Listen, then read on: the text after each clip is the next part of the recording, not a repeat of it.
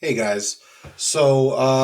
New unit. We just finished up with the Renaissance, and there's another small unit after the Renaissance that we're just going to skip entirely for time purposes because we don't have time. But it's about the Mongol Empire. That's something that if and when we go back to school, that we'll kind of go back to. But for now, we're going to keep moving forward, and we're into a unit that is based around the age of exploration or the age of discovery. So, just so you know, as a reminder, we're crunching all this stuff down into smaller spaces and summarizing a lot of these things that we would normally spend entire days on. So some of these PowerPoints are going to feel like they have a couple of different kind of aims all smashed together, and that's because they do. Um, so in an attempt to try to get you kind of an overview of the whole unit, we're gonna continue to combine aims and kind of shrink everything down for you. So here we go. Um, so exploration. Well, we know that the Silk Road was connecting Mediterranean region to Asia for a long time, and people would just trade overland, and it's no problem. But in 1453, the Ottoman Turks kind of take over this area, and they cut off this overland trade route between Europe and Asia. So, as a result, the countries of Europe that have been dependent on those goods coming from Asia via the Silk Road need to find another way to connect with Asia in order to get a hold of those goods. So, this whole exploration and discovery, quote unquote, begins as really just Europe trying to find an alternate route to India and Asia that doesn't go overland, so they don't have to deal with the Ottoman Turks, who are kind of cutting off Europe from the rest of Asia. So, well, why? Why do they want to explore, first of all? Um, the easiest way to summarize it is by referring to the three G's: God, glory, and gold. So, God is really in reference to the idea that ever since the Protestant Reformation, there is competition between the Catholic and Protestant churches for followers. And the idea is that if we go discover new places, quote unquote, we can take those natives there and convert them to our religion. And having more followers than the other religion is one way to kind of become, more powerful or in a higher standing than them. So part of the reason they go discovering is for religious purposes, trying to convert natives. Glory is kind of the weird one. It's really just about prestige. I mean, discovery and exploration will increase the standing of countries as compared to others. Yeah, I mean, if the amount of land you own is related to your wealth, then going and conquering these territories is adding to that. So making your empire bigger, larger, wealthier than the others is part of this idea of glory. And it's also the people that are doing the discovering kind of it's a cool way to become famous. Like, hey, did you hear about that guy? He sailed all the way around the world and found blank that's never been found before and discovering these new things. So it's glory for the country and it's glory for the individuals that are doing the discovery also. And then last and probably most importantly is gold. The idea that discovery and exploration can have economic benefits. So cash crops and raw materials can be taken from newly discovered lands, and it'll provide the mother country with great wealth. So the United States South is a good example of that. Tobacco, for example, served as a huge cash crop for Britain, and they pulled all the tobacco out of, the American South in the colonial era, and they were selling that in England and the rest of Europe, right? And they're also taking raw materials and bringing them back to Europe for, in industrial purposes and so on and so forth. So it's the same thing. So the idea is that if you can explore, you can kind of accomplish these three goals, and this is really the motives behind exploration. So the spoiler is we say discovery, quote unquote, because we're not really discovering anything.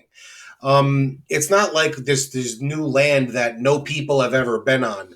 That's just not the case. In the Americas, there's people all over the place, and maybe not as densely populated as a lot of Europe, but there's people nonetheless. So they didn't really discover much. It was new to them, but it wasn't new, period. So we have to start the discussion by talking about how did people get to North and South and Central America to begin with, as compared to the rest of the world. So we have to go way, way, way back, into the Paleolithic era, where we have to talk about, pre-Neolithic revolution, when human beings were hunters and gatherers.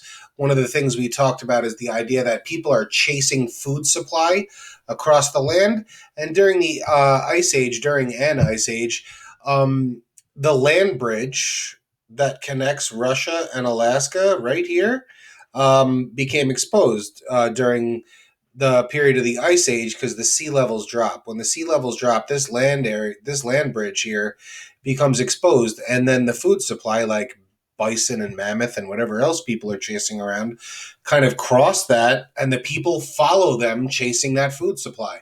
So that is initially how people come to inhabit uh, North, Central, and South America, seeing as how it's kind of largely disconnected from the rest of the world. All the other continents of the world, with the exception of Australia, are kind of connected to each other, and these are kind of cut off. So it's kind of how do people get here to begin with? So that's kind of the deal. Eventually, the Ice Age will end, and those sea levels will rise and will submerge that land bridge, and it no longer exists. Now, this part is called the Bering Strait, which is the strait between Alaska and Russia. They're very, very close to each other. So that's how people got here to begin with. Well, who was here?